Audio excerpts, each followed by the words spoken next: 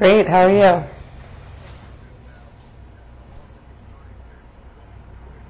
I'm good. How you been, man?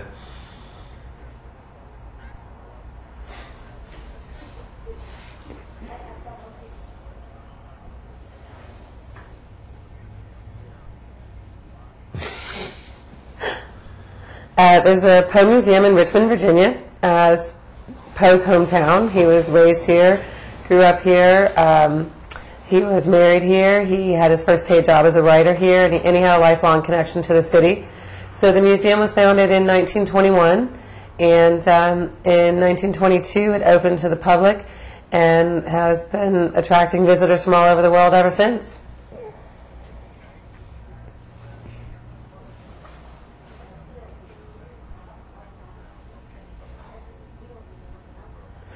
Oh, well, Poe, had he was raised by a foster family here in Richmond, but he had many friends and schoolmates and childhood sweetheart and other people who brought him back to the city throughout his life. And so many of the artifacts associated with his life are here in Richmond, not only places where he walked the streets and lived and worked, but also artifacts that have been handed down to other people, like his childhood bed, personal letters that he wrote to people he knew here, and just kind of his personal belongings and impacts that he had on the city overall. So they're all right here in Richmond, and we preserve them now in the museum. Well, I'm here as part of the Hampton Hotel Save a Landmark program as usual. We've been here for about 2 days. About 40 volunteers working inside and out, doing what we do, getting involved in cleaning and landscaping and polishing, whatever the museum needs. That's what the volunteers are here to do, and that's what they've been doing.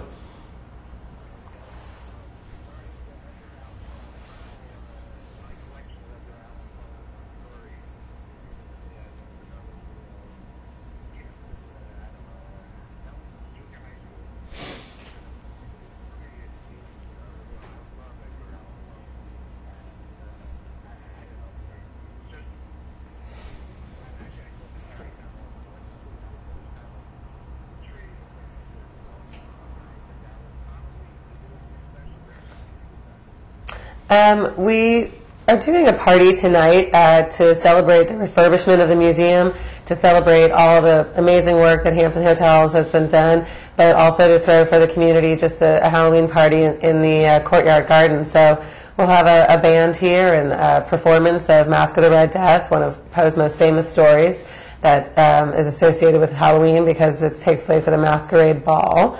So we'll have the party tonight, have the Hampton people back, have the people from the neighborhood back to help us celebrate the restoration of the site.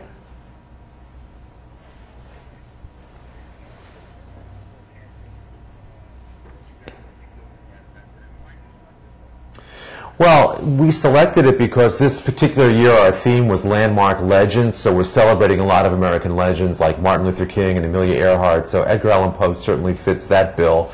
As far as what we're doing, as usual, the volunteers come in and we kind of talk to Kat about what the place needs and then just sort of go to work. And again, it's a lot of, a lot of elbow grease and a lot of raking and cleaning and things like that. And what brought us here was just the fact that it needed us. These days a lot of museums like this find themselves a little bit more cash-strapped than before as museums naturally become. So the program is a great way to step in, do a lot of work in a couple of days, present a check, and leave that behind for future refurbishment.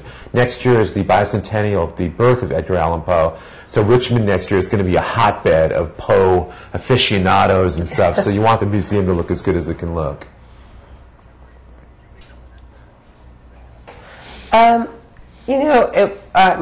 My background has always been in museums, so I don't necessarily specialize in any one topic.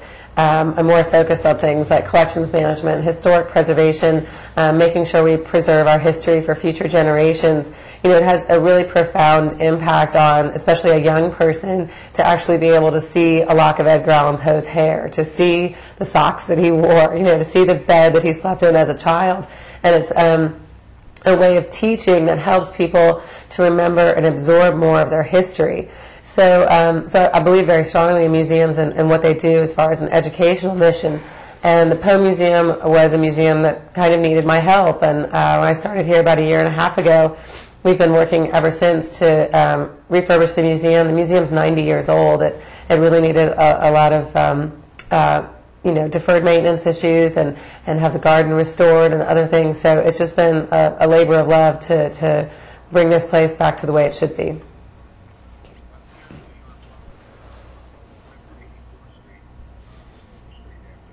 That's right.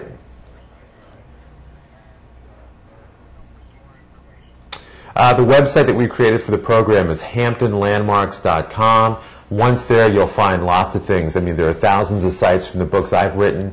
You can submit landmark ideas from New York or any place else around the country. You can even vote on landmarks we're going to refurbish next year as part of the All-American theme. They'll be starting next Tuesday on Election Day. You can actually cast your vote for what we should be working on next year. So it's a very interactive way to get involved in historic preservation and also see the work we've done for almost 10 years now as part of Save a Landmark.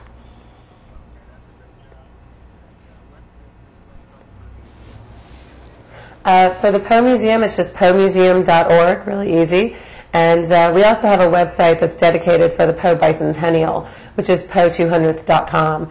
And that gives you information about different events, actually up and down the eastern seaboard, that'll be happening to commemorate Poe's bicentennial year.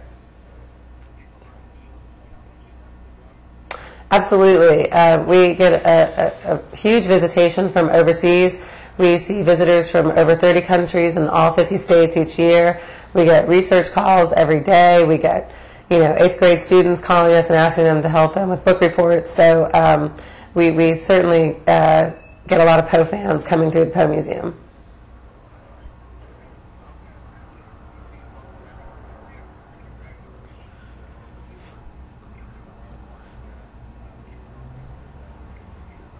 Thank you very much. We appreciate it. Thank you so much. Happy Halloween.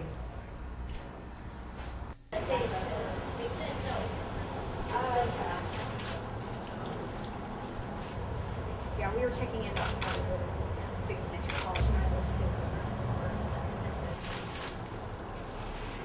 They do it every year now with Thanksgiving. I like the red dot.